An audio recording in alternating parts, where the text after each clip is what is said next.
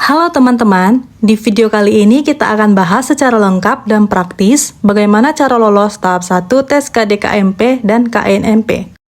Buat kamu yang masih bingung harus mulai dari mana, tenang, di sini kita akan kupas tuntas strategi belajarnya, jenis soal yang keluar, dan tips supaya kamu bisa lebih siap menghadapi tesnya.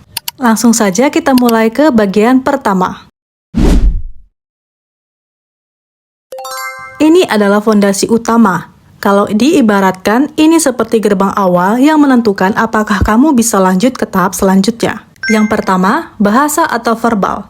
Di sini kamu akan ketemu soal seperti analogi kata dan silogisme. Kuncinya bukan sekedar hafal arti kata, tapi memahami hubungan antar kata secara spesifik. Jadi, latih logika berpikir kamu, bukan cuma menghafal. Kedua, hitungan atau numerik. Fokus utama ada di deret angka dan aritmatika dasar. Jangan takut sama angka, yang penting kamu sering latihan. Biasanya pola deret itu berulang, jadi semakin sering kamu latihan, semakin cepat kamu mengenali polanya. Ketiga, pengetahuan umum. Nah, ini sering diremehkan padahal penting.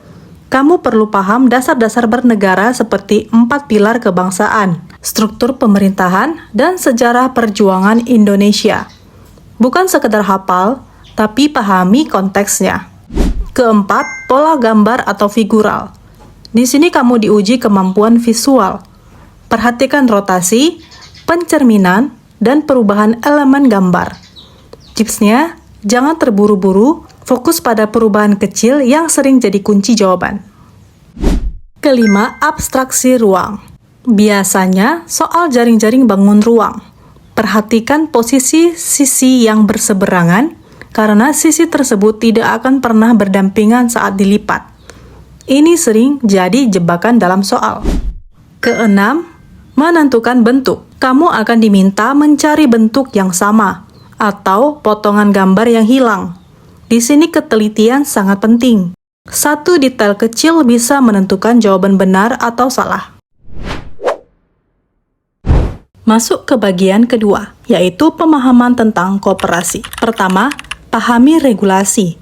Pelajari Undang-Undang Nomor 25 Tahun 1992 tentang perkoperasian.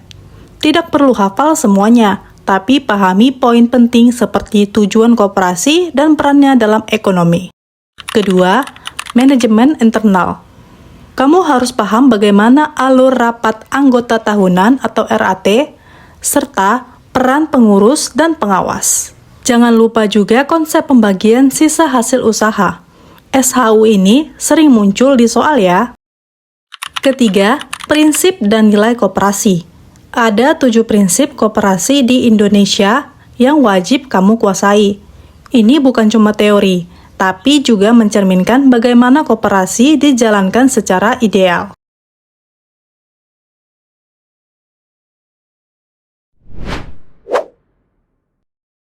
Bagian terakhir ini lebih spesifik, terutama untuk sektor kelautan dan perikanan. Pertama, regulasi sektor.